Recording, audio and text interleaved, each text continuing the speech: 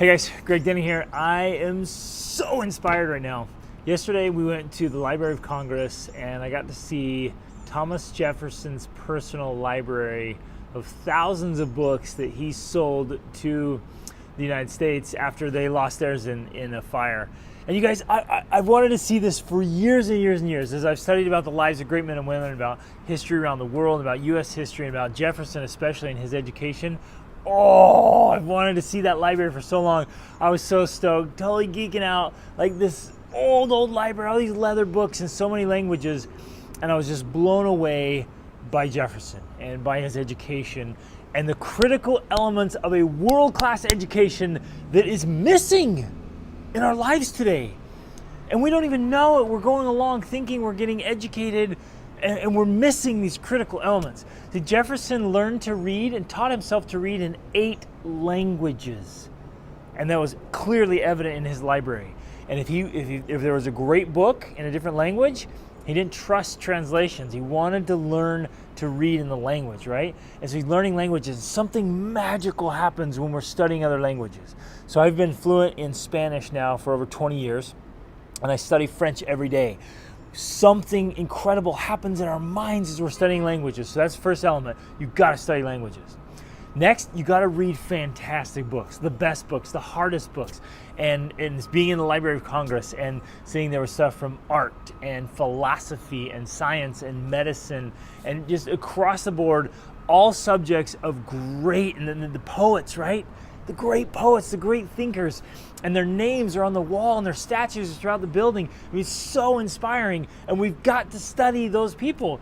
The tragedy is, most of us go into the Library of Congress, we look at the ceiling and we see all these names and we're like, who's that? We don't even know. Our tour guide told us that a lady went in one time and saw the name Bacon and was like, why is Kevin Bacon's name on the ceiling? Right? And it's kind of funny, but it's also sad that they don't know who Francis Bacon is, right? And his great ideas. Are you studying those names? Do you know the names of the people on the ceiling of the Library of Congress, and have you studied their works?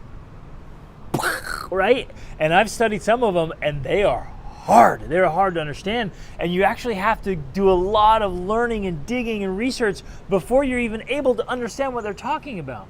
We've got to be in the great classic books and daily be reading from the great classic thinkers. And Jefferson was a great example of that. He spent a lot of time reading these phenomenal books.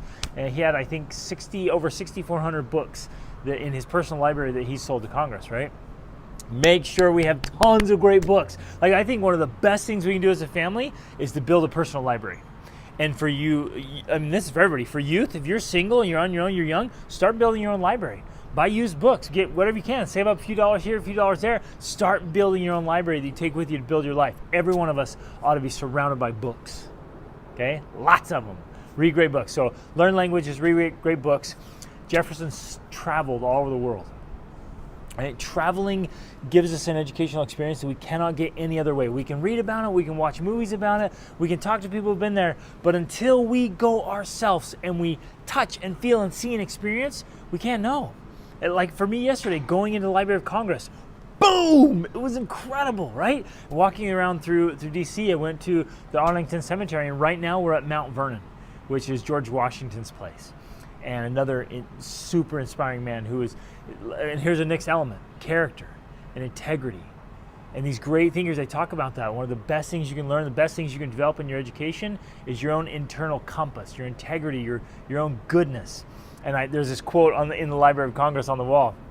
It talks about goodness being the most important thing, right? That we have to develop that, we have to cultivate that. So we're learning languages, we're reading great books, we're traveling, getting out and seeing the world and having epic experiences, and not just going to the resorts and staying in this little shell that's just like everywhere else in the world, but like getting out and really experiencing it, and then working on the inner compass, the integrity, the goodness, and then doing service, contributing to something great. Both Washington, here where I stand, with Washington and Jefferson, like founding a great nation, fighting in the Revolutionary War, like they're working towards something great for the betterment of humanity.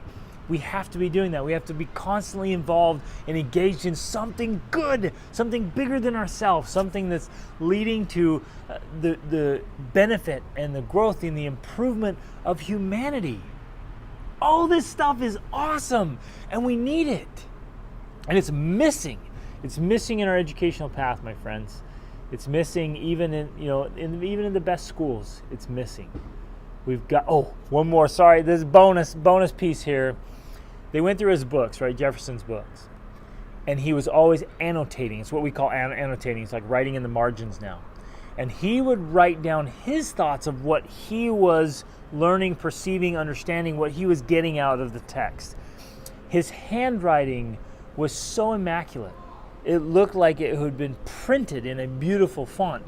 And hundreds of years later, you could open the book and still look at it and read it very clearly, right? Because it was written so well.